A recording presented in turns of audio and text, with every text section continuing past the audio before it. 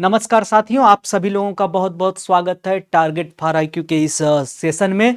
इस सेशन में हम बात करेंगे बिहार पीसीएसजे के मेंस के पेपर में जो साइंस का पेपर होता है उसी के ऊपर बात किया जाएगा। जो पेपर आज हम सॉल्व करने वाले हैं यह पिछला साइंस का पेपर है जो बिहार पीसीएसजे के मेंस में पूछा गया था। आपको पता है अच्छे से कि बिहार पीसीएसजे के मेंस में 100 नंबर का एक साइंस का भी पेपर होता है और जो बड़ा ही निर्णायक पेपर होता है बच्चों को मेंस तक पहुंचाने के लिए, स्टूडेंट्स को मेंस तक पहुंचाने के लिए। आप गौर करिए कि सोचिए, खुद सोचिए, बहुत सारे ऐसे लोग होंगे जिनका लॉ बहुत अच्छा होगा, जीएस भी ठीक ठाक कर लिए होंगे, लेकिन साइंस थोड़ा सा कमजोर रह गया होगा, जिसकी वजह से साइंस में उनके 5 नंबर 8 नंबर कम रह गए। नतीजा क्या हुआ? उनका मेंस नहीं क्लियर हो पाया। अगर साइंस में बिहार पीसीएसजे के मेंस के साइंस में अगर आप अच्छा कर लेते हैं तो 8-10 नंबर का आपको एज मिल जाएगा, जिसकी वजह से आप हो सकता है इंटरव्यू में पहुंचे, और इंटरव्यू अगर खराब भी हो गया तो भी अगर आपको 8-10 नंबर यहां से ज़्यादा मिल चुके हैं साइंस में एवरेज सबसे, तो आप मेंस इंटरव्यू भी क्लियर कर सकते हैं। तो बिहार पीसीएसजे को क्रैक करने के लिए, मेंस एग्जाम को क्रैक करने के लिए साइंस का यह पोर्शन बहुत ही ज़रूरी है। तो मैंने और हमारी पूरी टीम ने, टारगेट फॉर आईक्यू पूरी टीम ने यह डिसाइड किया है कि हम लोग आने वाले समय में बिहार पीसीएसजे के मेंस में जितने भी क्वेश्चन पेपर हुए हैं उनको हम कम से कम 4 या 5 साल या मिनिमम 3 साल का, तो पिछले प्रीवियस ईयर में जितने भी मिनिमम 3 साल का तो क्वेश्चन हम लोग करवा ही दें, क्वेश्चन पेपर सॉल्व करवा दें। तो इसी सीरीज में जो पहला पेपर है जो अभी लास्ट 2023 में हुआ था, उस पेपर को हम लोग यहाँ पे सॉल्व करने का प्रयास करेंगे। तो चलिए शुरू करते हैं। टोटल जो है एलिमेंट्री साइंस का पेपर है, Bihar judicial service mains written exam 2023 में जो हुआ था वही पेपर है, और उसी को सॉल्व करने का प्रयास करेंगे। टोटल समय मिलते हैं 3 घंटे, मैक्सिमम नंबर होते हैं 100, और इसमें साफ साफ लिख दिया है कि 5 सेक्शन यानी 5 खंड होंगे और हर खंड से एक एक क्वेश्चन करना जरूरी है। तो चलिए शुरू करते हैं। पहला बोल रहा है कि 2-2 नंबर के 10 क्वेश्चन है, टोटल 20 नंबर का पहला क्वेश्चन होगा। खंड क यानी सेक्शन ए में जो है पहला क्वेश्चन बोल रहा है कि 2-2 नंबर के होंगे। 2-2 नंबर का होने का मतलब यह है कि हमको हद से हद 20-25 वर्ड में समेट देना है, इसके ऊपर हमको नहीं जाना है। मैंने थोड़ा सा इसमें डिटेल में किया है क्योंकि इस साल जो क्वेश्चन 2 नंबर में पूछे हैं, अगले सेशन में हो सकता है इन्हीं क्वेश्चन को वह 4 नंबर में पूछे। तो इसी वजह से मैंने कहा कि 2-2 नंबर में करने की बजाय 4 नंबर में ही करना बेहतर होगा। तो कुछ क्वेश्चन जो है वह इस हिसाब से किए गए हैं कि जिनको 4 नंबर में भी पूछने की संभावना है, ऐसे प्रश्नों को थोड़ा सा डिटेल में कर दिया गया है। तो इसका निस्संदेह आपको फायदा होगा, और आपको अच्छे से पता है कि पिछले 4-5 सालों का अगर बिहार पीसीएसजे के मेंस का साइंस का पेपर आप सॉल्व कर लेते हैं तो 60 से 70-75 नंबर तक का क्वेश्चन रिपीट ही हो जाते हैं, घुमा फिरा कर उन्हीं में से पूछते हैं। तो इसीलिए मैंने ट्राई किया है कि 2 नंबर के क्वेश्चन को भी ऐसा किया जाए कि 4 नंबर की तरह समझ लिया जाए, ताकि ये क्वेश्चन अगर 4 नंबर में भी पूछे 4 नंबर का बनाकर पूछे तो भी आप उसे इजीली सॉल्व कर लें। तो पहला क्वेश्चन पूछ रहा है फ्यूल गैस क्या होती है। मतलब सेक्शन 1 जो है उसका पहला क्वेश्चन है। पहले क्वेश्चन के 10 पार्ट हैं, ABCDEFGHIJ करके हैं, ठीक है। इनमें से पहला जो है फ्यूल गैस क्या होती है, अबायोटिक कंपोनेंट क्या होते हैं, फोटोसिंथेसिस क्या होती है, कोवैलेंट बॉन्ड्स क्या होते हैं, रेस्पायरेशन क्या होता है, रिप्रोडक्शन क्या होता है, बॉइलिंग पॉइंट क्या होता है, फर्मेंटेशन क्या होता है, किण्वन क्या होता है, मायोपिया क्या होता है, और ओजोन लेयर डिप्लीशन क्या होता है। इनके बारे में हम बात करेंगे, ठीक है। चलिए देखते हैं क्या होता है। ईंधन गैस यानी फ्यूल गैस का मतलब होता है ऐसे गैसीय सब्सटेंस यानी ऐसे गैसीय पदार्थ जिनका उपयोग करके हम ऊर्जा प्राप्त कर सकते हैं, जिनका उपयोग हम ईंधन के तौर पे कर सकते हैं, यानी जिनको जलाकर हम ऊर्जा प्राप्त करें और उस ऊर्जा से हम दूसरे कार्यों को कर पाएं। ईंधन का मतलब ही होता है कि जो इजीली अवेलेबल हो, जिसको आप इजीली जो है बर्न हो जाए, जल्दी से ज्वलनशील हो जाए, ट्रांसपोर्ट करना आसान हो, सेफ हो और इकोनॉमिकली फिजिबल हो, मतलब कम पैसे में भी आपको मिल जाए। तो ईंधन तो बहुत सारे हैं, लेकिन हम क्या अफोर्ड कर सकते हैं वह भी ईंधन होने के लिए कि जरूरी चीज़ है। कि हम कोई चीज़ खरीदने जाएं, बहुत अच्छा ईंधन है लेकिन हमारी पॉकेट से ही बाहर है, तो हम उसे ईंधन की कैटेगरी में नहीं रख पाएंगे क्योंकि वो बहुत महंगा है। इसलिए ईंधन के लिए 2-3 चीज़ें देखी जाती हैं। प्रति ग्राम ईंधन जलकर कितना ऊर्जा दे रहा है, उसकी कैलोरीफिक वैल्यू क्या होती है, ईंधन जो है कितना सुरक्षित है, ट्रांसपोर्ट करना कितना आसान है, स्टोर करना कितना आसान है, और उसकी कॉस्टिंग क्या है। पता चले कि हम बिजली बना रहे हैं और बिजली की कीमत जो है ₹4 प्रति यूनिट है, लेकिन हम ईंधन इतना महंगा यूज कर दे रहे हैं कि वो कॉस्ट बढ़ जा रही है, तो फिर वह ईंधन अच्छा ईंधन नहीं माना जाएगा।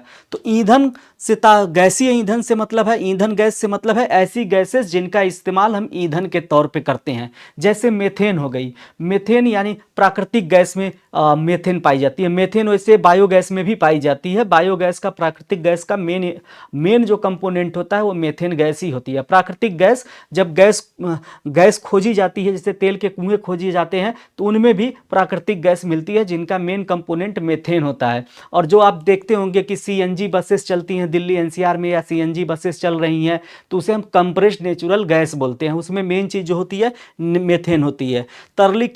तरलीकृत पेट्रोलियम गैस यानी एलपीजी, जो एलपीजी सिलेंडर हम लोग घरों में यूज करते हैं, इसके अंदर ब्यूटेन और प्रोपेन होती है। ठीक है, तो ये जो होती है इसको कंप्रेस करके सिलेंडर में भर के दिया जाता है। तो जो हम अपने किचन में रसोई गैस में इस्तेमाल करते हैं। बायोगैस, जो बायो वेस्ट से, गोबर से, गाय के गोबर हो गए, भैंस के गोबर हो गए, सब्जियों का सड़ना हो गया, बायो मटेरियल से गैसेस बनती हैं। ठीक है, इसके अलावा हाइड्रोजन गैस, हाइड्रोजन गैस जो है सबसे अच्छा ईंधन माना जाता है, क्योंकि इसके जलने से पॉल्यूशन ना के बराबर होता है और इससे भरपूर ऊर्जा मिलती है। लेकिन ये इतना पॉपुलर नहीं हो पा रहा है क्योंकि यह सुरक्षित नहीं है। इसको कैरी करना और स्टोर करना थोड़ा सा एक्सपेंसिव होता है। कोल गैस हो गई, इसके अलावा जो है एसिटिलीन हो गई, ये सारी गैसेस जो है, इसके अलावा और भी गैसेस होती हैं, जैसे जल गैस हो जाती है। ठीक है, जल गैस हो गई, और भी कुछ गैसेस हैं जिनका नाम नहीं है, उदाहरण के लिए इतना काफ़ी है, इतने में आप कर लेंगे।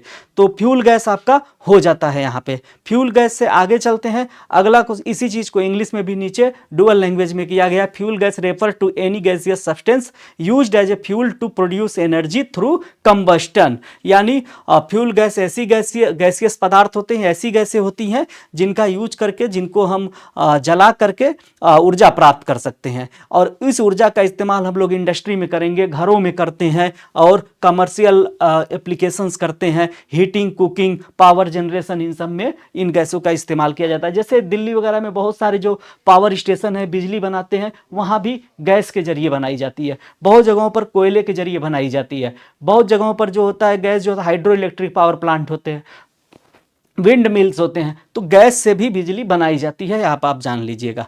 ठीक है, आगे चलते हैं। अगला क्वेश्चन पूछ रहा है अबायोटिक कंपोनेंट।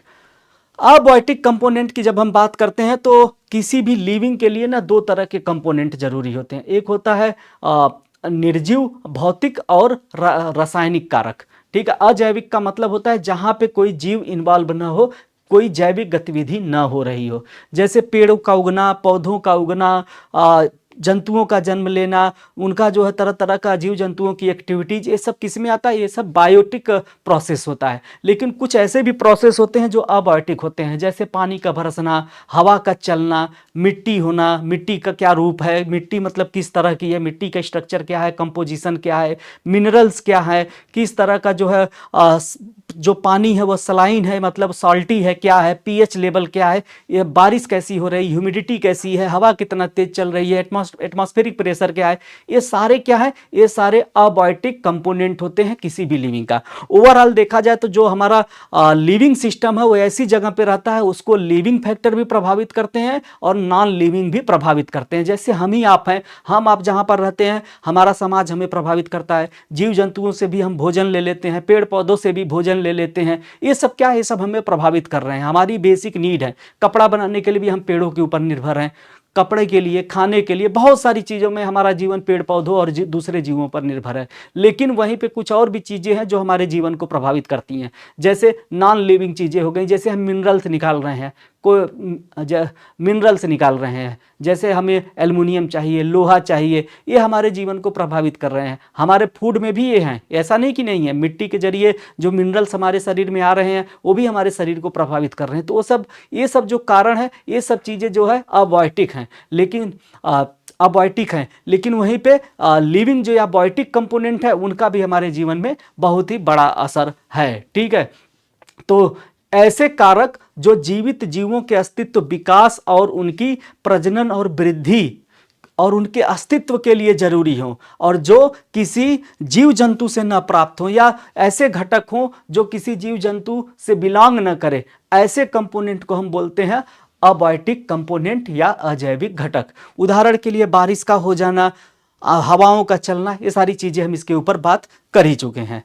आगे चलते हैं, आगे देख लेते हैं। देखिए 3 तरह का होता है, क्लाइमेट फैक्टर, केमिकल फैक्टर और फिजिकल फैक्टर। 3 तरह के फैक्टर हैं जो अबायोटिक फैक्टर होते हैं, जो जीवन को प्रभावित करते हैं। अगला है फोटोसिंथेसिस। हमको पता है फोटोसिंथेसिस कौन करते हैं। फोटोसिंथेसिस सामान्य तौर पे पादप जगत ही करते हैं, ठीक है, यानी कि जो प्लांट किंगडम के जीव हैं वही करते हैं। फोटोसिंथेसिस कौन करता है? फोटोसिंथेसिस आमतौर पे वो जीव करते हैं जो ऑटोट्रॉफ होते हैं। ऑटोट्रॉफ का मतलब होता है स्वपोषी, वो अपना भोजन खुद बना सकते हैं। तो फोटोसिंथेसिस या प्रकाश संश्लेषण को एक लाइन में अगर समझाना हो तो यह पेड़ पौधों के द्वारा सामान्य तौर पर की गई ऐसी क्रिया होती है जिसके जरिए प्रकाश की एनर्जी को केमिकल एनर्जी में बदल दिया जाता है। कैसे किया जाता है? फोटो के जो हमारे पेड़ पौधे होते हैं इनके अंदर पाया जाता है क्लोरोफिल, और क्लोरोफिल जो क्या करता है वह सूरज से आने वाली लाइट को एब्जॉर्ब करता है और वायुमंडल से कार्बन डाइऑक्साइड, पेड़ पौधों के जड़ों के द्वारा जल वगैरह लेकर, मिनरल्स लेकर एक केमिकल प्रोसेस करता है, और उस केमिकल प्रोसेस के फलस्वरूप जो सनलाइट है वह ग्लूकोज में कन्वर्ट हो जाती है, यानी कि एक तरह के रसायन में कन्वर्ट हो जाती है, और ग्लूकोज के अंदर होती है ऊर्जा। तो इसी वजह से कहा जाता है कि प्रकाश संश्लेषण या फोटोसिंथेसिस एक ऐसा प्रोसेस है जो लाइट एनर्जी को केमिकल एनर्जी में कन्वर्ट कर देता है। तो इसमें क्या होता है, पेड़ पौधे अपना भोजन बनाते हैं, ऑक्सीजन और जलवाष्प भी थोड़ा बहुत प्रोड्यूस होती है जो वाष्पोत्सर्जन के जरिए वायुमंडल में पहुंचती है। इसमें सूर्य का प्रकाश, पानी, मिनरल्स और वायुमंडल से कार्बन डाइऑक्साइड का उपयोग किया जाता है, और यह हमारे इकोसिस्टम में एनर्जी के फ्लो के लिए बहुत ही जरूरी होता है। बिना इसके एनर्जी सिस्टम में नहीं जाएगी। यानी अगर शेर यह बोले कि मैं तो हिरन खाता हूं, मुझे पेड़ पौधों से कोई मतलब नहीं, तो यह शेर की बेवकूफ़ी होगी, क्योंकि हिरन जो है वह डिपेंड करता है पेड़ पौधे पे। अगर पेड़ पौधे समाप्त हो गए तो हिरन भी समाप्त हो जाएंगे और जो मांसाहारी जीव हैं वो भी समाप्त हो जाएंगे। तो इसीलिए कहा जाता है कि जो फूड चेन को चलाने में पेड़ पौधे ही सबसे महत्वपूर्ण हैं, जो सूरज से ऊर्जा लेके फोटोसिंथेसिस करके एनर्जी को अपने अंदर कंटेन करते हैं, और यही एनर्जी दूसरे जीवों में पहुंचती है, फिर उनको खाने वाले मांसाहारी जीवों में पहुंचती है। तो यह पारिस्थितिकी तंत्र में ऊर्जा प्रवाह के लिए बहुत ही जरूरी प्रक्रिया है। कौन? फोटोसिंथेसिस। चलिए आगे चलते हैं। कोवैलेंट बॉन्ड क्या होते हैं? देखिए बॉन्ड कई तरह के होते हैं। जब केमिकल आपस में रिएक्शन करते हैं तो उनके एटम एक दूसरे से जुड़ते हैं। एटम कैसे जुड़ते हैं? जैसे आपको पता है कि जो भी एटम होता है उसके न्यूक्लियाई में प्रोटॉन और न्यूट्रॉन होता है, नाभिक में प्रोटॉन और न्यूट्रॉन होता है, और उसके ऑर्बिट में यानी कक्षाओं में इलेक्ट्रॉन घूमते रहते हैं। ये इलेक्ट्रॉन जो होते हैं सेटिस्फाई होना चाहते हैं, मतलब एक तरह से अपनी आउटर कक्षा में 2 या 8 इलेक्ट्रॉन चाहते हैं ताकि वो स्थिर हो जाएं, ज़्यादा वो इधर उधर ना हो, थोड़ा उनके अंदर स्टेबिलिटी है। तो इसके लिए क्या करते हैं, जब ये रासायनिक क्रिया करते हैं तो कोई अपना एक इलेक्ट्रॉन दे देता है, कोई इलेक्ट्रॉन ले लेता है, ताकि वो एक तरह से बैलेंस हो जाए, ठीक है। तो इस सहसंयोजक बंध ऐसा बंध या कोवैलेंट बॉन्ड ऐसा केमिकल बॉन्ड होता है जिसमें एक एटम दूसरे एटम के दूसरे एटम के इलेक्ट्रॉन को अपने अंदर इंक्लूड कर लेता है, और दूसरा वाला भी सेम यही करता है। जैसे अगर मैं छोटा सा एग्जांपल यहाँ पे दे दूं, कि H2O को ले लेते हैं। H2O,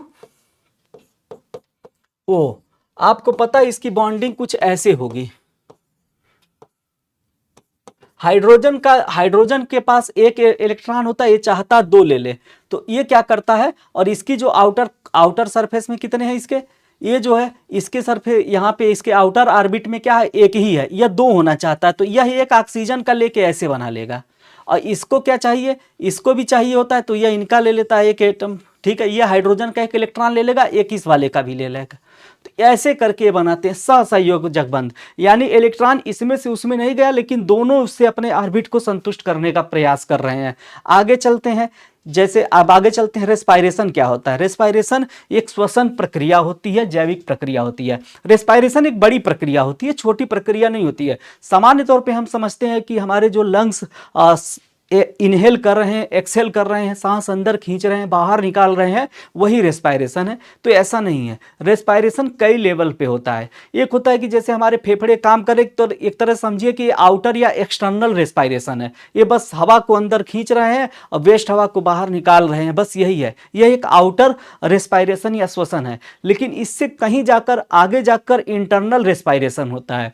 इंटरनल रेस्पायरेशन हमारी कोशिकाओं के स्तर पे होता है, सेलुलर लेवल पे होता है। सेल के अंदर होता है माइटोकांड्रिया। अगर मैं एक छोटा सा यहाँ पे सेल बना दूं, ये हो जाता है न्यूक्लियस, ये हो जाता है माइटोकांड्रिया, और ये हो जाता है हमारा साइटोप्लाज्म यानी कोशिका द्रव, जिसमें सारे के सारे खाना पचने के बाद सारे के सारे जरूरी न्यूट्रिएंट, ग्लूकोज हो गया, अमीनो एसिड हो गए, ग्लिसराइड हो गया, सब आके मिनरल्स वगैरह इसी साइटोप्लाज्म में है।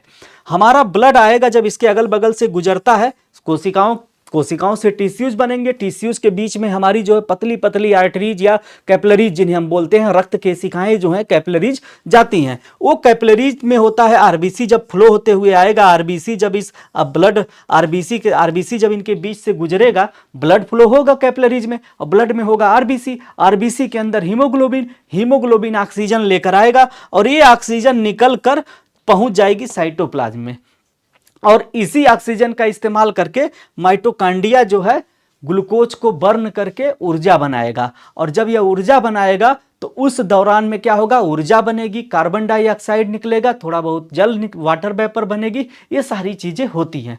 तो यह इंटरनल रेस्पायरेशन होता है। एक्सटर्नल रेस्पायरेशन में हमारे फेफड़े जो होते हैं सांस को अंदर खींचते हैं यानी इनहेल करते हैं, और वेस्ट जो हवा होती है उसको एक्सहेल करते हैं।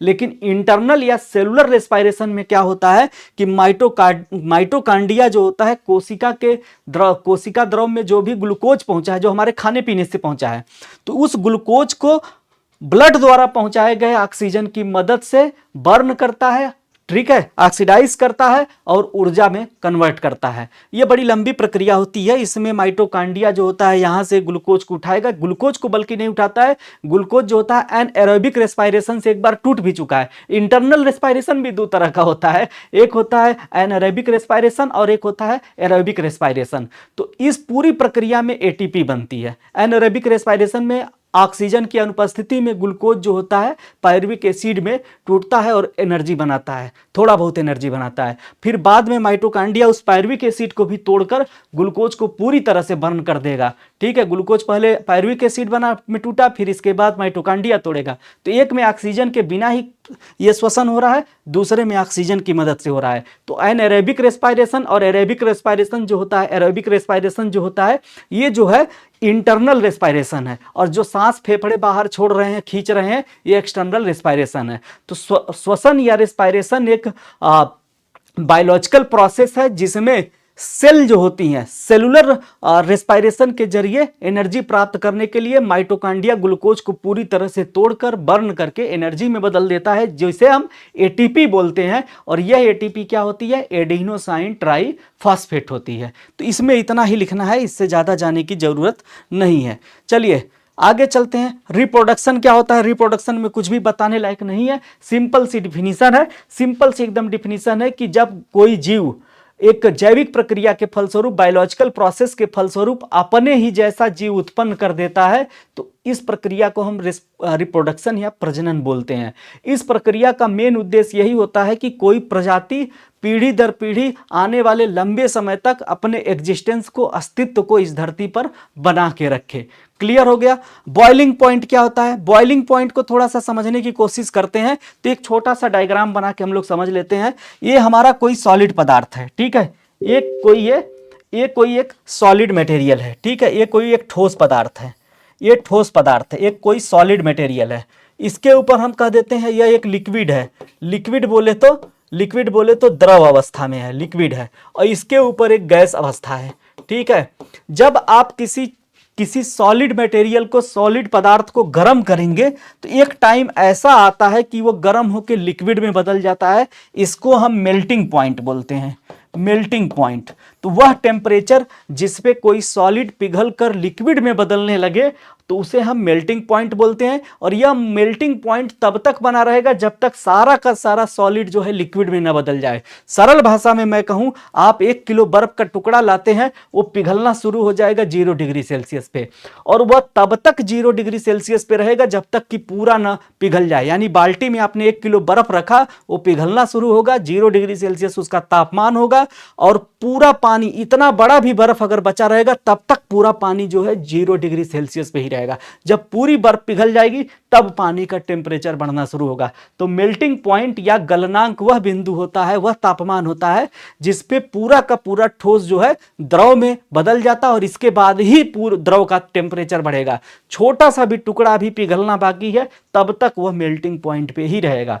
फिर इसके बाद इसको और गर्म किया जाएगा, तो एक टाइम ऐसा आएगा कि पूरा लिक्विड जो है खौलने लगेगा, उबलने लगेगा, और उस टेम्परेचर के ऊपर जो है लिक्विड का टेम्परेचर नहीं बढ़ेगा, भले ही पूरा लिक्विड गैस में बदल जाए। जैसे पानी को अगर आप गर्म करेंगे, पहले 15 डिग्री सेल्सियस होगा, 30 degree Celsius, 50 degree Celsius, last में आप 100 डिग्री सेल्सियस पर ले जाएंगे तो 100 डिग्री सेल्सियस पे पूरा का पूरा बर्तन का पानी जो है वह गैस में यानी भाप में बदल जाएगा, स्टीम में बदल जाएगा। लेकिन बर्तन में जो पानी खोल रहा है उसका टेम्परेचर नहीं बढ़ेगा, चाहे आप कितना भी ईंधन नीचे जला दो। पूरा का पूरा जो है ईंधन, पूरा का पूरा लिक्विड जो है भाप में बदल जाएगा, स्टीम में बदल जाएगा, लेकिन टेम्परेचर नहीं बढ़ेगा। इसी को हम बोलते हैं क्वथनांक या बॉइलिंग पॉइंट। इसी को हम बोलते हैं क्वथनांक। क्वथनांक या बॉइलिंग पॉइंट। बॉइलिंग पॉइंट वह टेम्परेचर होता है जिस पे लिक्विड जो होता है गैस में बदल जाता है, और आप कितना भी ईंधन खर्च कर ले, जब तक पूरा पानी, पूरा का पूरा लिक्विड जो है गैस में ना बदल जाएगा तब तक ताप जो है इसी पॉइंट पे रहेगा। इसी को हम बॉइलिंग पॉइंट बोलते हैं। ठीक है, कुछ सॉलिड ऐसे होते हैं जिन्हें आप गर्म करते हैं तो वह सीधे के सीधे जो होते हैं, सीधे के सीधे वह गैस में बदल जाएंगे।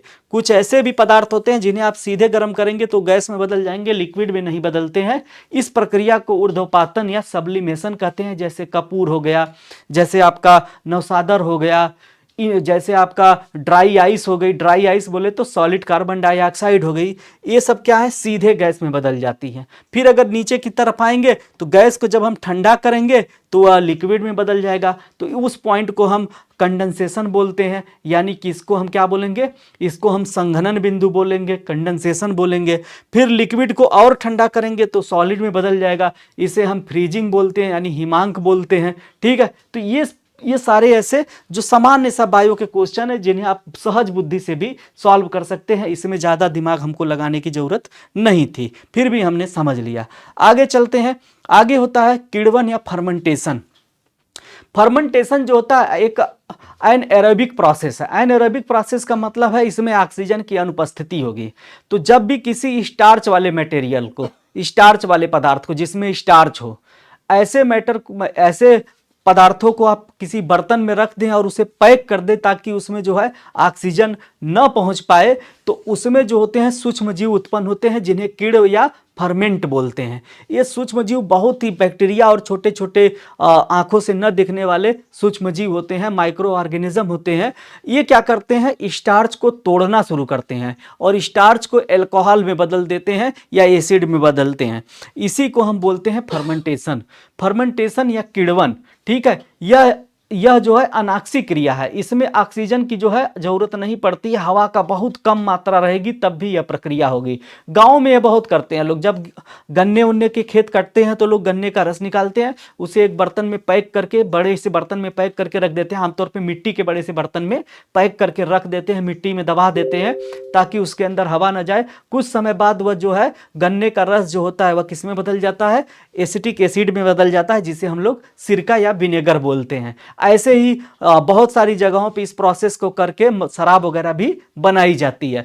लुई पास्चर जो थे उन्होंने इसकी वैज्ञानिक व्याख्या किया था फर्मेंटेशन का। लुई पास्चर को क्रेडिट जाता है कि उन्होंने फर्मेंटेशन को भी व्याख्या किया। उन्होंने जो है दूध को प्रिजर्व करने के लिए पास्चुराइजेशन भी दिया, जिसमें हाई टेम्परेचर पे दूध को गर्म करके तुरंत ठंडा करके पैक कर दो ताकि उसके अंदर बैक्टीरिया जो है वह निष्क्रिय हो जाए। इसे पास्चुराइजेशन बोला जाता है। इसीलिए आप अमूल का या किसी भी कंपनी का दूध लेंगे तो उस पर लिखा होता है पास्चुराइड मिल्क, पास्चुराइड मिल्क। तो ये पास्चुराइड जो है लुई पास्चर के ही सरनेम से आया है। उसके अलावा लुई पास्चर ने रेबीज का टीका वगैरह भी बनाया, वो तो अलग कहानी है। आगे चलते हैं, आगे देखते हैं निकट दृष्टि दोष क्या होता है। निकट दृष्टि दोष को बस ऐसे समझिए जैसे हम मायोपिया या नियर साइटेडनेस भी बोलते हैं, या निकट दृष्टि दोष भी बोलते हैं, या इसको हम मायोपिया भी बोलते हैं। इसमें क्या होता है ना, आंखों का जो आकार हो जाता है वो थोड़ा सा लंबा टाइप में हो जाता है। मतलब आंखों का जो गोलक है थोड़ा सा वो मतलब उसकी लंबाई बढ़ जाती है, जिससे उसका लेंस जो होता है थोड़ा सा बाहर की तरफ हो जाता है। ठीक है, तो इसकी वजह से क्या होता है कि चीजें धुंधली दिखाई देती हैं। अगर एक लाइन में आपको समझना हो तो निकट दृष्टि दोष में निकट की चीजें साफ दिखाई देंगी, दूर की चीजें नहीं साफ दिखाई देती हैं। उल्टा होता है, दूर दृष्टि में जो होता है निकट की चीजें जो होती हैं वो साफ नहीं दिखाई देंगी, दूर की चीजें साफ दिखाई देती हैं। दूर दृष्टि दोष में दूर की चीजें साफ दिखाई देंगी। निकट दृष्टि दोष में निकट की चीजें साफ दिखाई देंगी, दूर की वस्तुएं साफ नहीं दिखाई देती हैं। तो इस समस्या से बचने के लिए क्या होता है, अवतल लेंस का इस्तेमाल किया जाता है। अवतल लेंस को क्या बोला जाता है, कॉन्केव लेंस बोला जाता है, कॉन्केव लेंस बोला जाता है। और दूर दृष्टि दोष की समस्या से बचने के लिए चश्मे में कौन सा लेंस इस्तेमाल होगा, दूर उत्तल लेंस का इस्तेमाल किया जाएगा, यानी क्या बोलते हैं, कॉन्केव लेंस का इस्तेमाल किया जाएगा।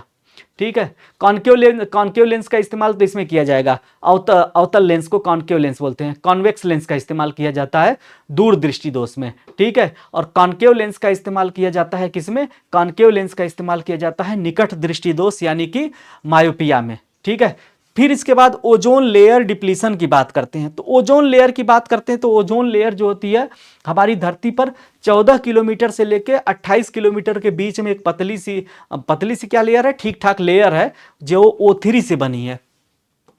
O3 से बनी है, O3 बोले तो ओजोन लेयर है। इसको थोड़ा डिटेल में मैं बता देता हूं क्योंकि अक्सर इस पे कमेंट पूछता है, तो आपको थोड़ा सा समझने में आसानी हो जाएगी। ये हमारी धरती माता है। ठीक है, ये हमारी धरती माता है और इन्हीं के ऊपर जो है करीब करीब 15 से लेके 28 किलोमीटर के बीच में एक जो है लेयर है जिसे हम बोलते हैं ओजोन लेयर है। ओजोन लेयर है, ठीक है, ओजोन लेयर है। तो ओजोन लेयर का डिप्लीशन क्या होता है, इसका यह मतलब है, सरल भाषा अंग्रेजी में तो ओजोन लेयर डिप्लीशन लिखता है, हिंदी में लिख देता है कि ओजोन में छेद हो गया है। ये बड़ा अजीब तरीके से लोग बोल देते हैं कि ओजोन में छेद हो गया। ऐसा थोड़ी ना कोई चद्दर बिछी है उसमें चूहा कुतर दिया है तो छेद हो गया, ऐसा नहीं होता है। देखिए ओजोन लेयर जो बनी है O3 से बनी है।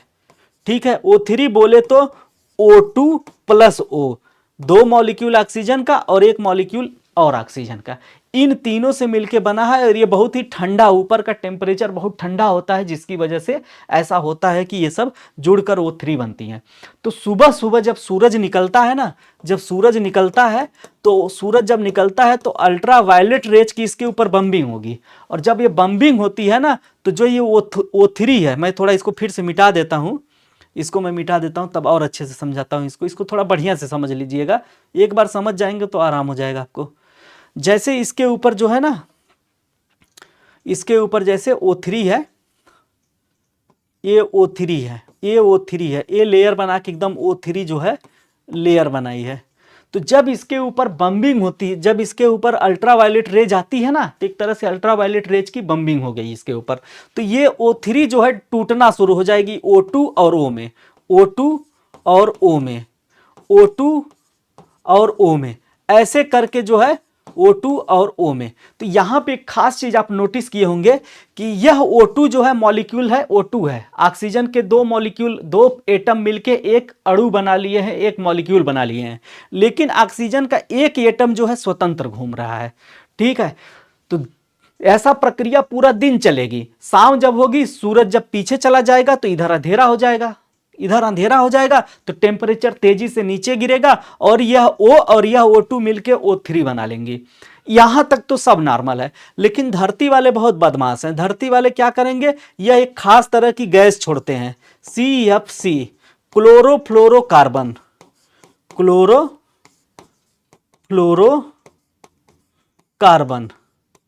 क्लोरोफ्लोरोकार्बन में फ्लोरीन और क्लोरीन के जो है मॉलिक्यूल होते हैं, ठीक है, क्लोरोफ्लोरोकार्बन। तो ये क्लोरीन और फ्लोरीन के जो एटम है ये भी जाएंगे ऊपर, हम लोगों ने यहाँ छोड़ दिया। ओजोन बोली हमको, मतलब हमको मत नष्ट करिए, हम आपको बचा रहे हैं अल्ट्रावायलेट रेस से।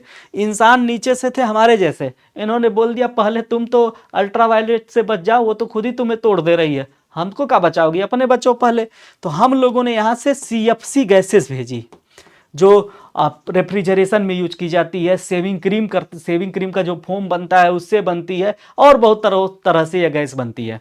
तो हमने इस गैस को छोड़ा। तो ये जो, जब यह एटम अकेला था तो आपको पता है एटम अकेले नहीं रह सकता, वो हमेशा क्रिया करना चाहेगा। तो क्या होगा, जो ये क्लोरीन वगैरह के पार्टिकल CFC गैस में है, इस ऑक्सीजन को पकड़ लेंगे, सिंगल ऑक्सीजन को। अब सिंगल ऑक्सीजन पकड़ लिया गया, अब रात हुई तो यह O2 ढूंढेगा कि मेरा साथी कहाँ गया, ताकि मैं फिर से O3 बन जाऊं। तो O3 कहेगा मैं तो कार्बन, ये जो क्लोरीन वगैरह के साथ हो गया हूं, CFC गैस की कृपा से मैं तो इधर चला आया, तुम अकेले ही रहो। तो यह ऑक्सीजन अकेले ही रह जाएगा। फिर O3 रात में रिपेयर नहीं होगी, नतीजा क्या होगा, O3 अब पतली हो गई। अगले दिन फिर अल्ट्रावायलेट रह जाएगी, फिर तोड़ेगी, फिर नीचे से हमने CFC गैस छोड़ा है, उसकी वजह से फिर ये सिंगल एटम जो है इसके साथ हो जाएगा। तो ऐसे करते करते ओजोन लेयर एकदम पतली हो जाएगी, और एक टाइम ऐसा आएगा कि ये कुछ नहीं कर पाएगी, तुरंत जो है अल्ट्रावायलेट रेज जो है धरती पे आना शुरू करेंगी। नतीजा क्या होगा, पेड़ पौधों के सॉफ्ट टिश्यूज को नुकसान हो जाएगा। पेड़ पौधे जब बढ़ते हैं ना तो हरे हरे एकदम नए नए कोमल कोमल अंकुरित पत्ते भी निकलते हैं, वो सब नष्ट हो जाएंगे। मछलियों के लार्वा नष्ट हो जाएंगे, ठीक है, पेंट गाड़ियों का नष्ट हो जाएगा, धातुएं नष्ट होने लगती हैं, जो जंगल होते हैं वो नष्ट होने लगते हैं। तो बहुत ज़्यादा नुकसान होता है, घूम फिर के इंसान ही इसको भुगतता है। और जो थोड़ा सा गोरा है ना, उसकी स्किन में मेलानिन की कमी है, तो उसे स्किन कैंसर भी हो जाता है इसकी वजह से। तो समझ गए होंगे, तो अल्ट्रावायलेट रेज से हमें कौन बचाता है, ओजोन बचाता है। और ओजोन को हम कैसे नुकसान पहुंचा रहे हैं, क्लोरोफ्लोरोकार्बन की वजह से। अब तो हाइड्रोक्लोरोफ्लोरोकार्बन आ गया है, HCFC आ गया है, उससे भी नुकसान पहुंचता है। तो यह आपका जो है क्वेश्चन नंबर 1 हो गया। अब आते हैं क्वेश्चन नंबर 2, थोड़ा डिटेल में है। क्वेश्चन नंबर 2 डिटेल में है, और इनमें 5 क्वेश्चन पूछा है, हर क्वेश्चन जो है 4-4 नंबर का है, और सीधे सीधे पूछ रहा है कि अंतर बताइए। अंतर बताइए क्या होता है अंतर, फर्टिलाइजर और ऑर्गेनिक मैन्योर यानी उर्वरक और जैविक खाद में क्या अंतर होता है, समस्थानिक और समभारिक आइसोटोप और आइसोबार में क्या अंतर होता है, रिफ्लेक्स एक्शन और रिफ्लेक्स आर्क में क्या अंतर होता है, एंटीजन और एंटीबॉडी में क्या अंतर होता है, विटामिन और मिनरल्स में क्या अंतर होता है।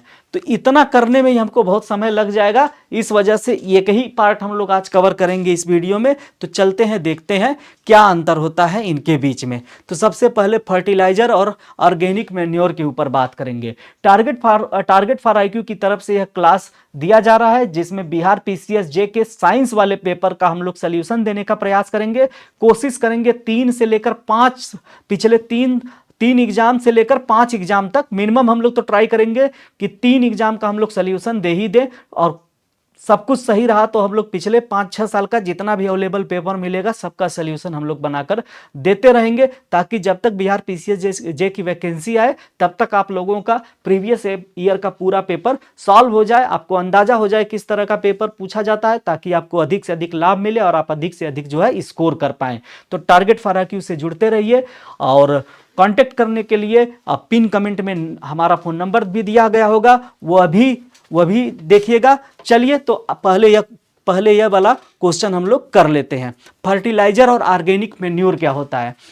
ऑर्गेनिक मैन्योर का मतलब होता है कि जो हमारी जैविक खाद होती है उसे बोलते हैं। जैविक खाद कैसे बनती है, पशु और पौधों के अपशिष्ट से बनी सड़ी गली जो जैविक पदार्थ होते हैं, जैसे गोबर की खाद हो गया, पोल्ट्री के अपशिष्ट हो गए, सब्जियों के अवशेष हो गए, जितना भी मटेरियल हमको पेड़ पौधे जीव जंतुओं से वेस्ट मटेरियल मिल रहा है, उसको सड़ाकर जो खाद बनती है उसको हम जैविक खाद बोलते हैं।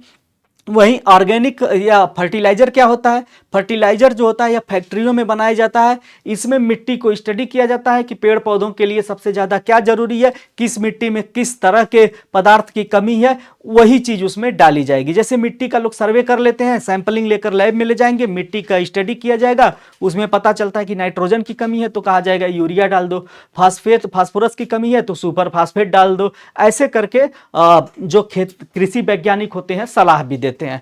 तो केमिकल क्या, केमिकल जिसमें केमिकल और नेचुरल सब्सटेंस होते हैं और कंसंट्रेटेड न्यूट्रिएंट होते हैं, मतलब कौन सा न्यूट्रिएंट चाहिए वही वाली खाद डालो, ठीक है, इसमें यह होता है। और ये सारा का सारा कहाँ पर? फैक्ट्रियों में बनाया जाता है, केमिकल या रासायनिक प्रक्रिया के फलस्वरूप बनता है।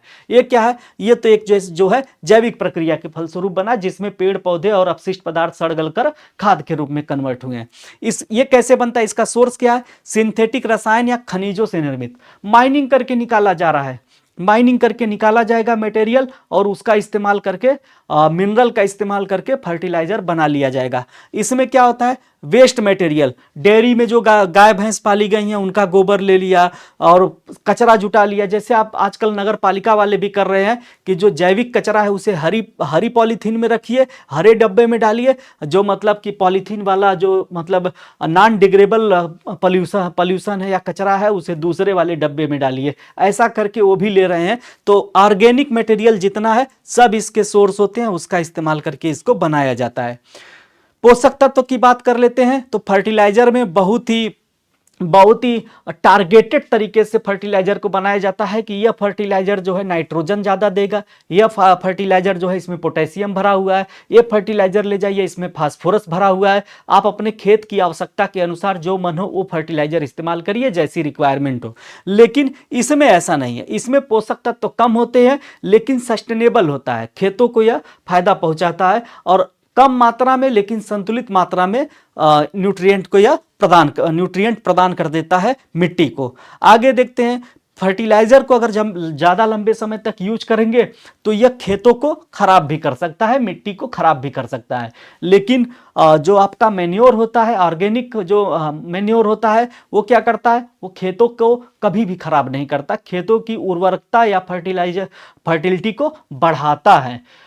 एक चीज इसमें और भी यहाँ पे लिखना चाहिए था कि इसकी वजह से जो है जल प्रदूषण भी हो सकता है। अच्छा चलिए, नीचे तो लिखा ही है, इन्वायरमेंट पे इसका बुरा असर पड़ता है। जैसे जितना ज़्यादा हम केमिकल इस्तेमाल करेंगे या उर्वरक या फर्टिलाइजर खेतों में यूज करेंगे, बारिश होगी, बारिश के पानी के साथ तो फर्टिलाइजर के न्यूट्रिएंट मिल जाएंगे, वो न्यूट्रिएंट मिल जाएंगे। अब पानी आपको पता है कि खेतों से बह के कहाँ जाएगा? नदियों में या नज़दीकी जल स्रोत पे जाएगा, और वहाँ पे जब जाएगा तो ये सारा का सारा न्यूट्रिएंट वाला पानी वहाँ इकट्ठा हो जाएगा, जिससे यूट्रोफिकेशन हो सकता है। ये जल प्रदूषण को इसने यूट्रोफिकेशन लिखा है, इसलिए लिखा, ये भी एक खास तरह का पोषण होता है यूट्रोफिकेशन। ये बेसिकली जो एल्गी होती हैं खेतों में, जो खेतों में एल्गी होती हैं, वाटर बॉडी में जो एल्गी होंगी, यानी वाटर बॉडी में जो एल्गी या शैवाल होती हैं, उनको पोषण मिल जाएगा। और जब इनको पोषण मिलेगा तो ये अपनी संख्या इतना तेजी से बढ़ा लेंगी कि उस झील में या उस तालाब में या उस नदी में, उस पर्टिकुलर वाटर बॉडी में किसी और लिविंग के लिए जगह ही नहीं बचेगी। इसी फिनोमेना को यूट्रोफिकेशन बोला जाता है। ठीक है, तो यह हो गया, आपका क्लियर हो गया, यूट्रोफिकेशन का घटना घटेगा। यूट्रोफिकेशन किसे दिखाता है? एल्गी के लिए बहुत अच्छा पोषण को दिखाता है। ठीक है, सामान्य तौर पर दूसरे जीवों के लिए नुकसानदायक है। तालाब में अगर यूट्रोफिकेशन होगा या झील में होगा तो दूसरे जीवों के लिए खतरनाक है, किसी के लिए जगह ही नहीं बचेगी, इतना ज्यादा एल्गी हो जाएगा। लेकिन एल्गी को तो भरपूर पोषण मिल रहा है। यहीं पर इसको देखें तो यह बहुत ही एडॉप्टेबल होता है, साथ ही सस्टेनेबल होता है, खेतों को लंबे समय तक फायदा पहुंचाएगा, नुकसान नहीं पहुंचाता है। ये जो होता है लंबी, इसकी प्रक्रिया जो होती है लंबी होती है, केमिकल प्रोसेस होता है, महंगा होता है, साथ ही साथ इसको बनाने की प्रक्रिया में काफ़ी पोल्यूशन भी हो सकता है। लेकिन यह जो है कॉस्ट इफेक्टिव है और जो वेस्ट मटेरियल है उसको सेटल भी करता है। यानी जो भी कचरा वगैरह है, सब्जी है, गोबर है, इधर उधर पड़ा है, उसे इकट्ठा करके एक टब में या एक बर्तन में या बड़े से गड्ढे में इकट्ठा कर लिया, तो जो इधर उधर बायो मटेरियल, जो बायो वेस्ट सड़ रहा था, वह भी यूज हो गया और हमको खाद भी मिल गई। इस वजह से यह कॉस्ट इफेक्टिव भी है। आगे चलते हैं, आगे देख लेते हैं, आगे देखते हैं आगे क्या है। आगे देखते हैं, फर्टिलाइजर का जो प्रभाव होता है बहुत तेजी से होता है। यह खेतों में आप डालेंगे, अगले दिन से ही फसल में अंतर दिखना महसूस हो जाएगा। लेकिन वहीं पर अगर हम देखें, मैन्योर का देखें, यानी कि खाद का देखें, जैविक खाद का देखें, तो इसका असर धीरे धीरे होगा। लेकिन खेती की जो मिट्टी है, खेतों की मिट्टी जो है, उसकी गुणवत्ता जो है या क्वालिटी अच्छी होती जाएगी। एग्जाम्पल के तौर पे यहाँ पे यूरिया है, डीएपी दे दिया है, डाई अमोनियम फास्फेट दे दिया है, फास्फेट दे दिया है, ये सारे इसके अच्छे एग्जाम्पल है। पोटेशियम क्लोराइड, और यहाँ पे देखें तो काऊ डंग से बनाया जाएगा, कंपोस्ट से बनाया जाएगा। ग्रीन मेन्योर, ये बड़ा अच्छा टर्म इस्तेमाल किया है। ग्रीन मेन्योर क्या होता है? ग्रीन मेन्योर का मतलब यह होता है कि किसान पहले खेतों में ना कुछ फसलें उगाएंगे, फिर उन फसलों के ऊपर ट्रैक्टर चला के उस खेत को जोत के मिट्टी को पलट देंगे, प्लाव कर देंगे खेत को, और वो हरी हरी जो फसल है उसमें दब जाएगी, और वह जो है एक तरह से सड़कर खाद बनाएगी। उसी को ग्रीन मेन्योर बोला जाता है, हरी खाद बोला जाता है। जैसे ढेंचा की फसल हो गई, इसे किसान खेतों में फैला देगा, ढेंचा के पौधे आ गए, फिर खेत को जोत के उन्हें पलट देगा, वो खाद के रूप में बदल जाएंगे। एक होता है सनई या सन की फसल उगाई जाती है, उसको भी ऐसे करके खेत पलट दे तो वो भी खाद में बदल जाता है। इसको हम ग्रीन मेन्योर बोलते हैं। चलिए आगे चलते हैं, आगे देखते हैं आइसोटोप और आइसोबार में क्या अंतर होता है। आइसोटोप और आइसोबार की अगर हम बात करते हैं तो यहां पे हमको ध्यान देना पड़ेगा कि एटॉमिक नंबर क्या होता है और एटॉमिक मास नंबर क्या होता है। तो आप यहां पे सिंपल सा बात देखिएगा, यहां पे मैं एक चीज बनाता हूं।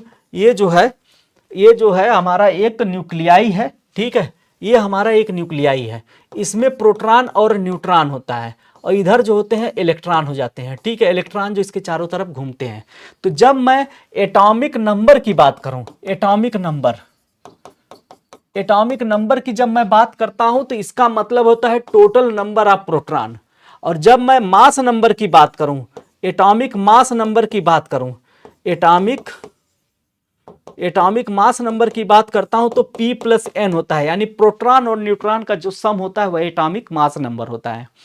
तो समस्थानिक की जब हम बात कर रहे हैं, समस्थान, तो समस्थानिक जो होता है एक ही तत्व का, सेम एलिमेंट के अलग अलग न्यूक्लियाई। जैसे आपने कार्बन का एक न्यूक्लियाई ले लिया ऑस्ट्रेलिया से, एक न्यूक्लियाई गए अमेरिका से लेकर चले आए, और ये अलग अलग तरह के कार्बन है, लेकिन कार्बन ही है, लेकिन ये अलग अलग तरह के कार्बन है। इनका जो है एटॉमिक नंबर सेम है, यानी इनमें प्रोटॉन की संख्या जो है सेम है, एटॉमिक नंबर जो है वह सेम है, परमाणु क्रमांक जो है वह समान है। यानी इसका भी परमाणु क्रमांक समान है, इसका भी परमाणु क्रमांक 6 है, इसका भी 6 है। लेकिन एटॉमिक मास नंबर अलग होगा। इसका एटॉमिक मास नंबर 12 है, इसका एटॉमिक मास नंबर 13 है, और इसका 14 है। एटॉमिक मास नंबर 14 का, कार्बन 14 का इस्तेमाल रेडियो डेटिंग, क्या बोलते हैं, कार्बन डेटिंग में किया जाता है, जिससे बहुत प्राचीन काल की चीजें कितना हजार साल पुरानी है उसका एज पता लगाया जाता है कार्बन 14 या कार्बन 14 डेटिंग के जरिए या कार्बन डेटिंग के जरिए। तो कार्बन डेटिंग में कार्बन 14 को ही देखा जाता है। कार्बन 12 और कार्बन 14 का क्या रेशो है, इसी अनुपात को मेजर करके, इसी रेशो को मेजर करके हम जान जाते हैं कि यह वस्तु इतने हजार साल पुरानी है। तो इन सब में आप देखिए सबका एटॉमिक नंबर 6 है और सारे के सारे कार्बन है। तो जो है परिभाषा क्या कहती है, सेम एलिमेंट होना चाहिए। सेम एलिमेंट के अलग अलग न्यूक्लियाई हैं, अलग अलग नाभिक हैं। सेम एलिमेंट के अलग अलग नाभिक हैं, यानी सभी कार्बन है, तीनों कार्बन है, तीनों का एटॉमिक नंबर सेम है, तीनों में प्रोटॉन की संख्या समान है, लेकिन न्यूट्रॉन की संख्या अलग है। इस वजह से इनका P+N 12 है। तो यहां पे मैं कहूं कि P6 है, यहां पे भी P6 है, यहां पे भी प्रोटॉन 6 है, लेकिन यहां पे n कितना, न्यूट्रॉन कितना होगा, तो P+N 12 है। यहां पे P+N 12 है तो P 6 है तो n भी 6 हो जाएगा।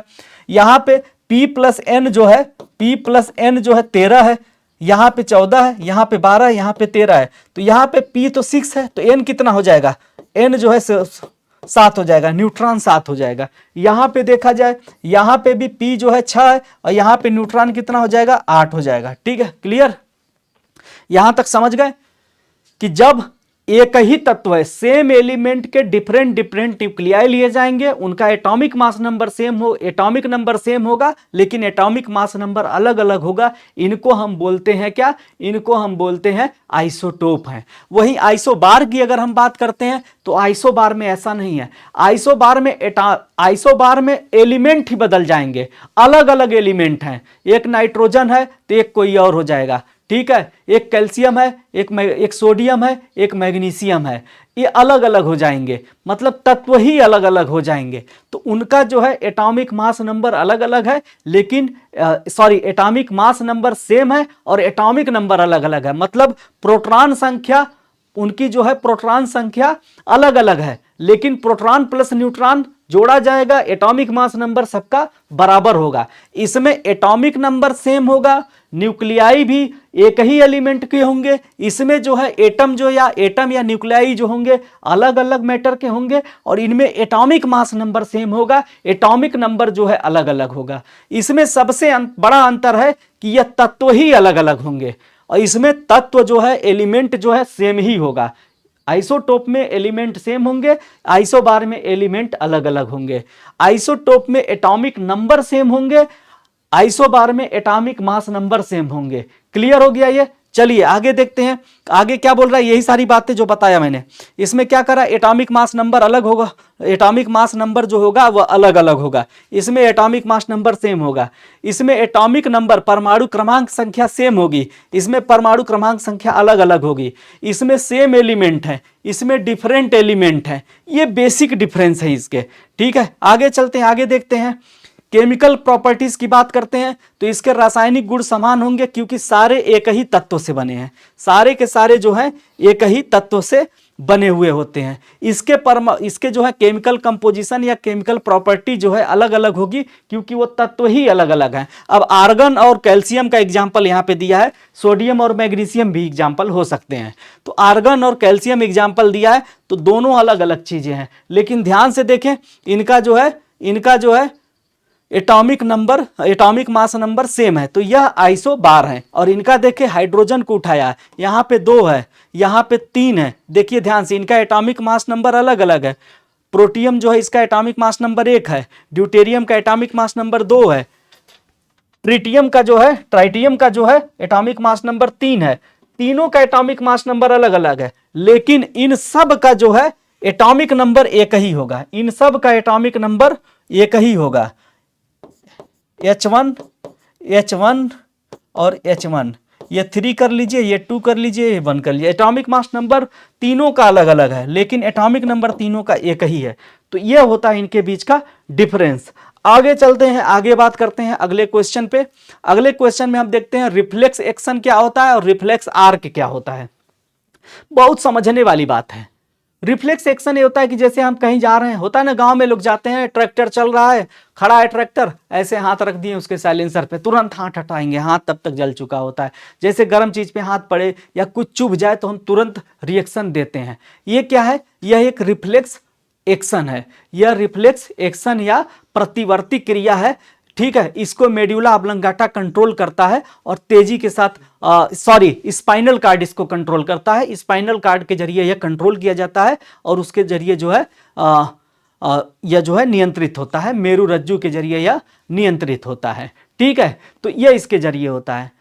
लेकिन इसमें एक खास चीज होती है, इसमें खास चीजें होती है कि जब आप किसी गर्म चीज अगर अचानक आपके हाथ पे पड़ेगी तो आपका दिमाग यह नहीं सोचेगा कि ये 100 डिग्री सेल्सियस गर्म है या 300 डिग्री सेल्सियस गर्म है।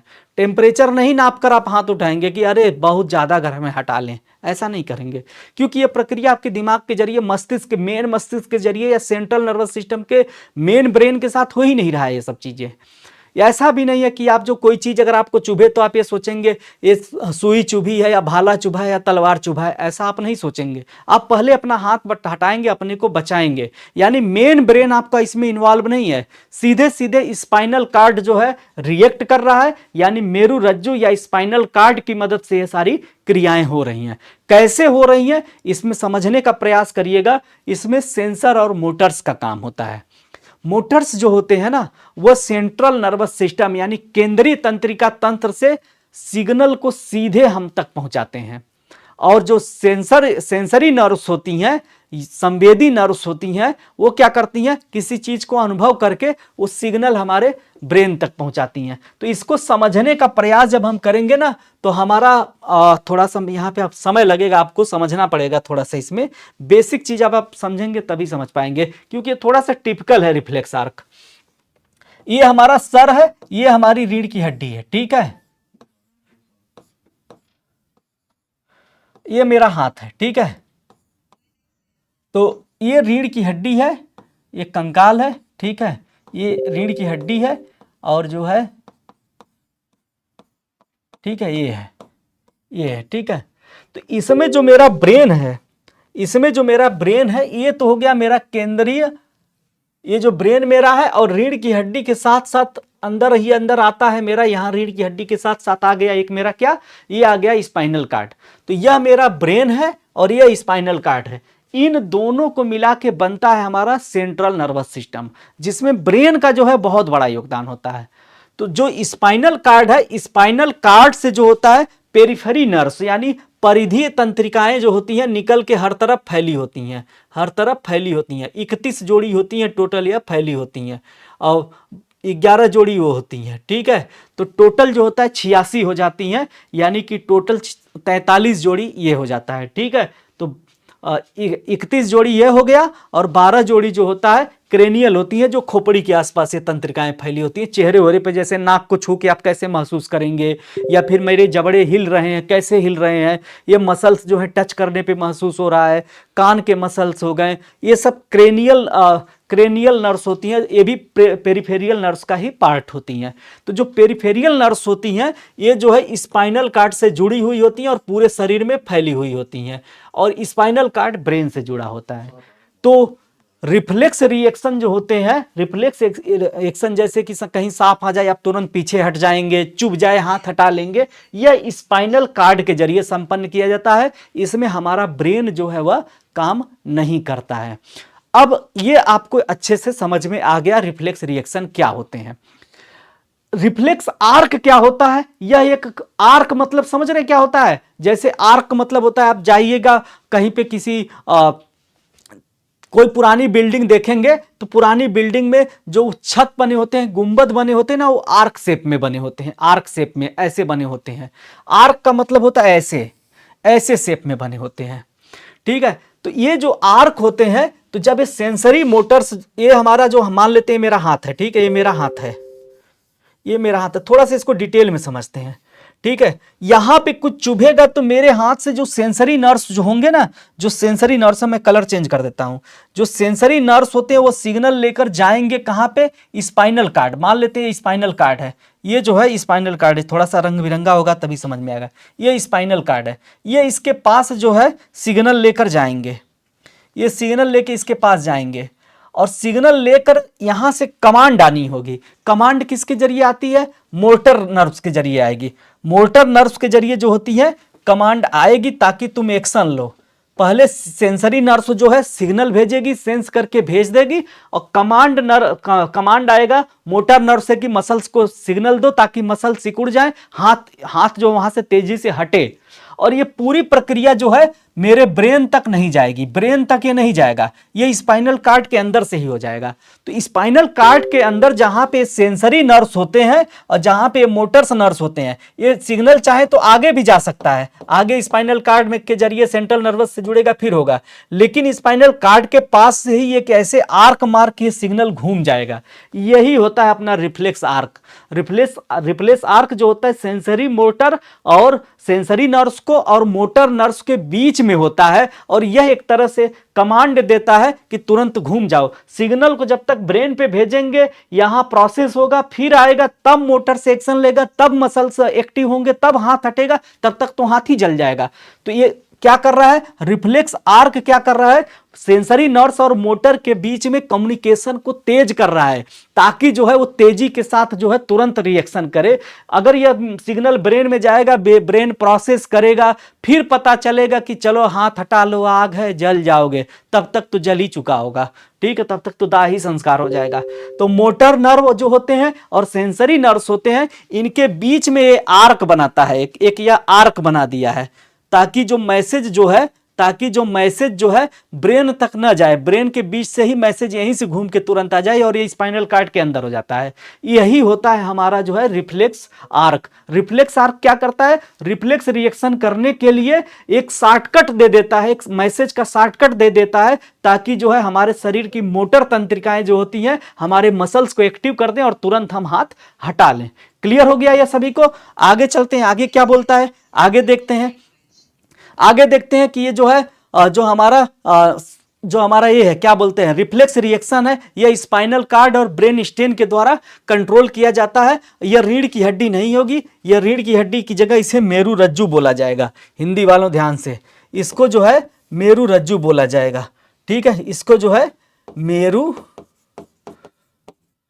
रज्जु बोला जाएगा। ठीक है, इसे भी मेरू रज्जु ही बोलेंगे, क्योंकि रीढ़ की हड्डी तो अलग कंकाल तंत्र का मामला है, तंत्रिका तंत्र का मामला नहीं है, स्पाइनल कार्ड।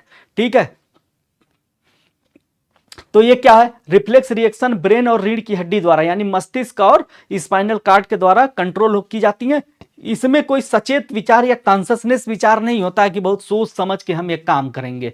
ठीक है, इसमें क्या होता है, इसमें जो होता है सीधे सीधे जो है सेंसरी नर्व्स होते हैं, इंटर न्यूरॉन्स, यही इंटर न्यूरॉन्स से बने होते हैं। इंटर न्यूरॉन्स क्या होता है, इंटर न्यूरॉन्स जो होता है मोटर नर्व्स को और सेंसरी नर्व्स को जोड़ने का काम करता है, वही इंटर न्यूरॉन्स होता है जो स्पाइनल कार्ड के अंदर पाया जाता है, और मोटर नर्व्स और सेंसरी न्यूरॉन्स को जोड़ने का काम करता है और सिग्नल को तेजी से भेजता है ताकि मसल्स जो है एक्टिव हो जाएं, मोटर न्यूरॉन्स उन्हें एक्टिव कर दे। ठीक है, ये शामिल होते हैं। वहीं रिस्पांस की बात करें तो उद्दीपन मिलने के तुरंत बाद यह रिएक्शन करता है, स्टिमुलेट, जैसे इमीडिएटली, जैसे हाथ पड़ेगा नहीं तुरंत रिएक्ट करेगा। और ये क्या करता है, तुरंत रिएक्शन करने के लिए यही मदद करता है, सिग्नल को ट्रांसमिट करता है। कौन, रिफ्लेक्स आर्क जो होता है सिग्नल को जो है पहुंचाने के लिए, तुरंत यही सिग्नल को पहुंचाने में मीडिएट करता है या मदद करता है, फैसिलिटेट करता है। आगे चलते हैं, आगे देखते हैं और क्या है। गर्म चीज को छूने पे हाथ को हटा लेना, त्वचा में जो वो होते हैं वही कहानी है, फिर घुमा फिरा के वही बात कही जा रही है कि स्किन में जो सेंसरी नर्व्स होते हैं, गर्म चीज पे हाथ पड़ा तुरंत सिग्नल भेजेंगे, सिग्नल कहाँ पहुंचेगा, स्पाइनल कार्ड में पहुंचेगा और तुरंत वहीं से घूमकर सिग्नल किसके जरिए, रिफ्लेक्स आर्क के जरिए घूमकर मोटर नर्व्स के पास पहुंच जाएगा। मोटर नर्व्स क्या करेगा, तुरंत हाथ को हटा लेगा। यही बेसिक दोनों में डिफरेंस है।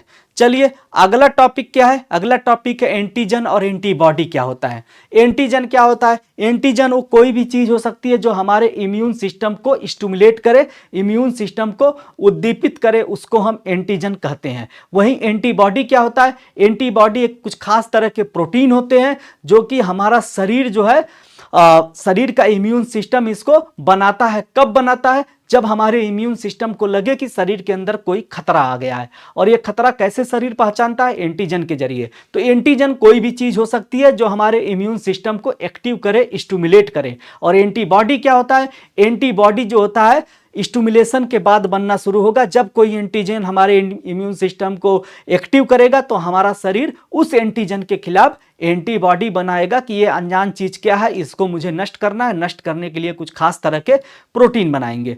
कोई भी फॉरेन पार्टिकल या एलियन एजेंट जो जिसके बारे में हमारा शरीर नहीं जानता है, मतलब शरीर से परिचित नहीं है, जैसे कोई पैथोजन हो गया, कोई वायरस हो गया, कोई टॉक्सिक मटेरियल हो गया, कोई पॉलेन हो गया, कोई जो है सजीव निर्जीव कोई भी पदार्थ एंटीजन हो सकता है जिसके बारे में हमारा शरीर जो है अपरिचित है और शरीर का इम्यून सिस्टम उसको कंसीडर करेगा कि यह शरीर के लिए घातक है, वह एंटीजन होगा। और वो जैसे ही शरीर में जाएगा उसके खिलाफ हमारा शरीर जो है एंटीबॉडी बनाना शुरू करेगा कि अगर यह खतरनाक हुआ तो हम अपने को बचाएंगे कैसे। तो इस पे हमारा ये एंटीबॉडी होते हैं।